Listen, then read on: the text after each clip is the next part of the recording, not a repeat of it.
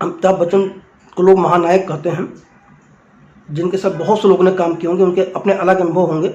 मेहुल कुमार जी ने अमिताभ बच्चन के साथ 2 फिल्में की और उनके अपने अलग अनुभव हैं। आज हम मेहुल कुमार से जानते हैं कि उनके अपने अनुभव क्या रहे हैं। मेहुल कुमार जी, फिल्मी संगम चैनल पर आपका स्वागत है। सर, बताएं कि अमिताभ बच्चन से आपने 2 फिल्में की, क्या अनुभव रहे, क्या घटनाएं रहीं? देखिए, अमित जी के साथ मैंने फिल्म करने से पहले ही अमित जी ने मेरी 3 फिल्मों के मुहूर्त किए थे और अमित जी के साथ मेरी पहचान मनमोहन देसाई जी ने करवाई थी। मन जी ने मेरी पहचान करवाई थी कि ये गुजरात का मनमोहन देसाई ऐसे करके तो वो पहचान थी लव मैरिज फिल्म के मुहूर्त। लव मैरिज के मुहूर्त शॉट मन जी ने डायरेक्ट किया था, अमित जी ने क्लिक दिया था। तब से मेरी पहचान अमित जी के साथ हुई थी। उसके बाद अमित जी ने मेरी दूसरी फिल्म आसमान से ऊंचा का मुहूर्त क्लिक दिया। उसके बाद मेरी 3rd फिल्म आंसू बने अंगारे माधुरी के साथ थी, जीतू जी के साथ, उसका मुहूर्त किया। तो अमित जी के साथ मेरी पहचान थी, लेकिन कभी लाइफ में ये सोचा नहीं था कि अमित जी के साथ मैं फिल्म करूँगा।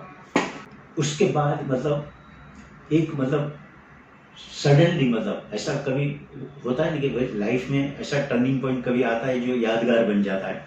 तो वो मेरी लाइफ में एक यादगार बन गया। जम्मू सुगन जी के साथ अमित जी की काफ़ी अच्छी फिल्म थे। हाँ, तो हम लोग उनकी रंगीला की म्यूजिक लॉन्च थी, तो हम लोग वहाँ पे मैं गया था।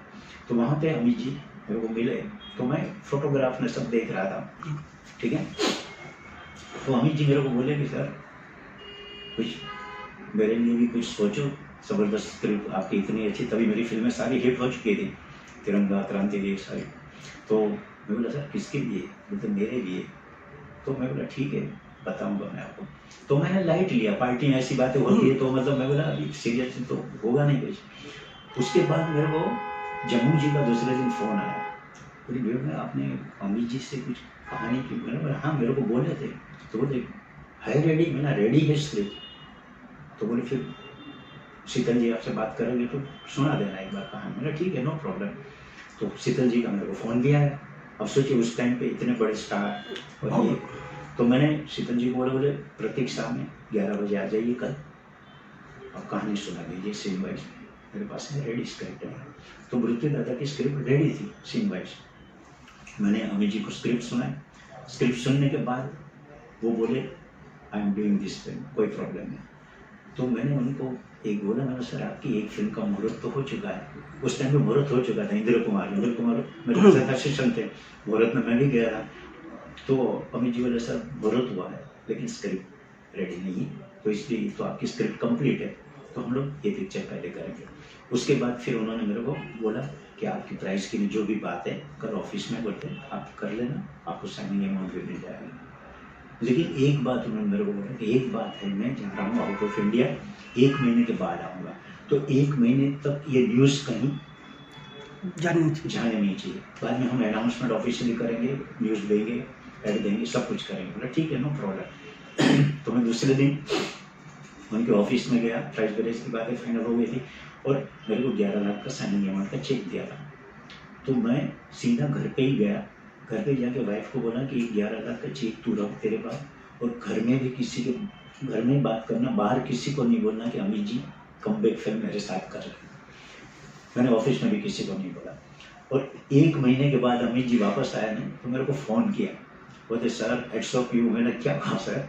बोलते मेरे को लोग मिल के जाते थे ना, पेपर में न्यूज़ आते थे कि अमिताभ बच्चन की कमबैक फिल्म इनके साथ कर रहे हैं, इनके साथ कर रहे हैं। इससे 3-4 लोगों के नाम आए थे, बोलते और आपको साइनिंग अमाउंट दे दिया, कंफर्म हो गया और 1 महीना हो गया, कहीं कोई न्यूज़ नहीं है।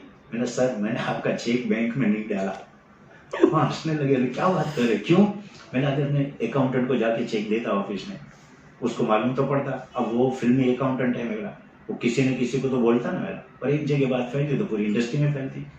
बोले बहुत अच्छा हुआ सर, अब मैं आ गया हूँ। बोलते अभी हम लोग एवरीथिंग फाइनलाइज करके वी विल स्टार्ट। और इस तरह से मृत्यु दादा स्टार्ट हुई। और ये मेरी लाइफ का एक यादगार फिल्म जिसको बोली जाए वो डेफिनेट मैं कहूँगा, क्योंकि इतने बड़े सुपरस्टार का कमबैक जो मेरे डायरेक्शन में हुआ वो मेरे लिए एक लाइफ की यादगार बात रहेगी। बिल्कुल सही। और ये राज साहब के साथ भी हुआ था। राज साहब ने भी 5 साल के बाद पृथ्वी मरते दम तक की थी, और अमित जी ने भी इतने सालों के गैप के बाद जब कमबैक फिल्म की तो मृत्युदाता मेरे साथ की, और वो उनका होम प्रोडक्शन था। और वो फिल्म हम लोग ने वही 6 महीने में कंप्लीट की, रिलीज भी हुई, और अमित जी ने उसके बाद मेरे साथ कोहराम भी की होम प्रोडक्शन में।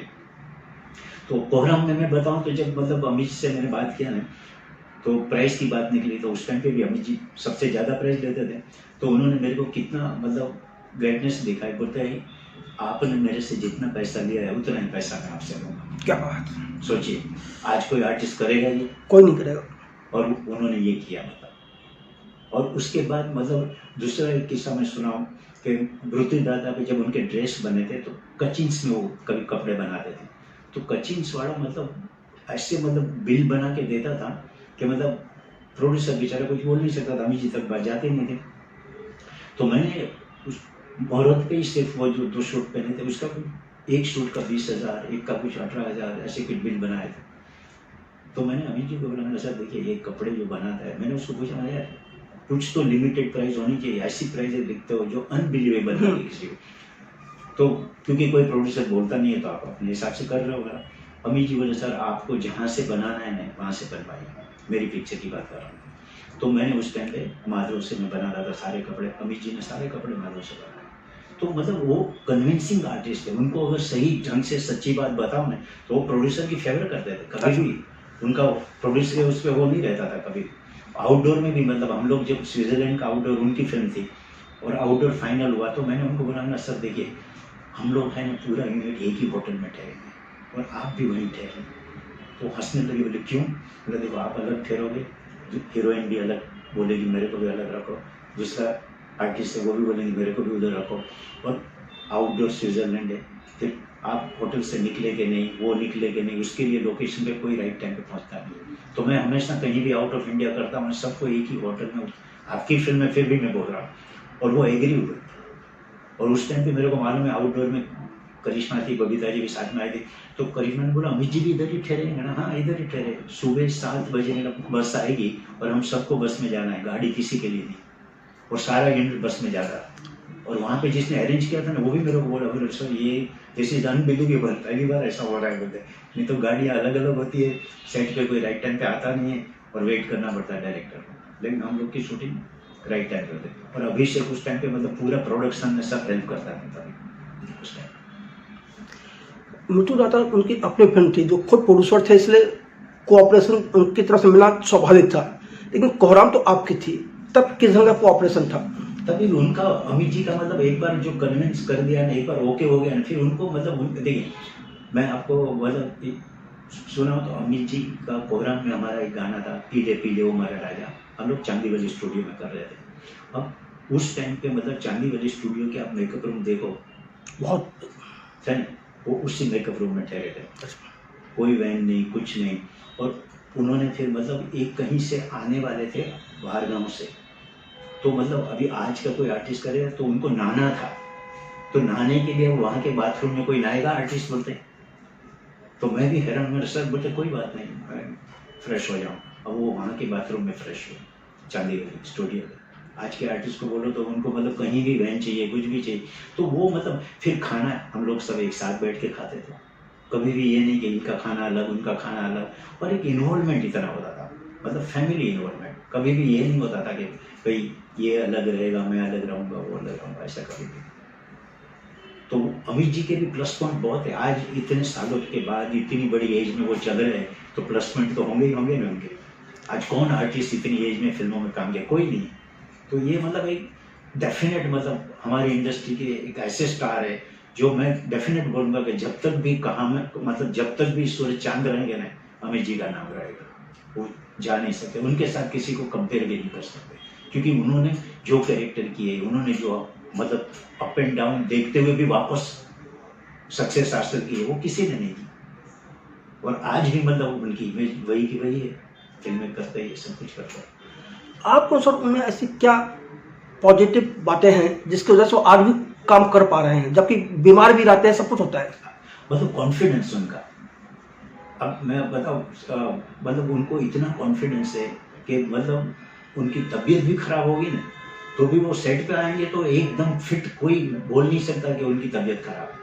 खाना भी वो कम खाते हैं और वो खाने में भी स्पेशल उनका होता है, ये नहीं कि कुछ भी खा लेंगे वो, लेकिन फिर भी वो कॉन्फिडेंस और डायलॉग याद में, देखिए आज भी इस एज में भी उनको डायलॉग, बहुत कोई डायलॉग भूलते नहीं, कुछ नहीं, यादगार। और मैं कहूँ ना, मेरे बहुत कम ऐसे आर्टिस्ट है जो आज भी मेरे साथ कांटेक्ट में है। अच्छा। अमित जी, एक भी मैसेज करो मतलब विद इन 15-20 मिनट्स में उनका SMS आएगा, I am in shooting, I am out of town, मतलब जवाब देते हैं। बाकी के मतलब कितने ऐसे आर्टिस्ट हैं जो मतलब आप न्यू ईयर के भी विश करो ना तो भी जवाब नहीं देते। तो वो उनमें प्लस पॉइंट है कि वो रिलेशन में भी मानते हैं। ये तो खैर हाँ, तो मेरे वो आज तक याद है, मतलब कभी भी मतलब कोई भी होगा ना तो अमित जी के, मेरे फादर की डेथ हुई थी तो Amit ji out of India थे, तो मतलब जया जी को भेजा था घर पे, जया जी घर पे आई क्या, तो वो मतलब बहुत बड़ी बात होती है रिलेशन, ये सब चीज़ें मतलब काउंट होती है। लेकिन आजकल मतलब ये सब चीज़ें ढूंढो तो भी नहीं मिलती, नहीं मिल रहा। तभी तो वो अमिताभ बच्चन है। बिल्कुल सही बात। Yes, चलिए मेहुल जी, फिल्म संगम के साथ बात करने बहुत बहुत धन्यवाद। thank you.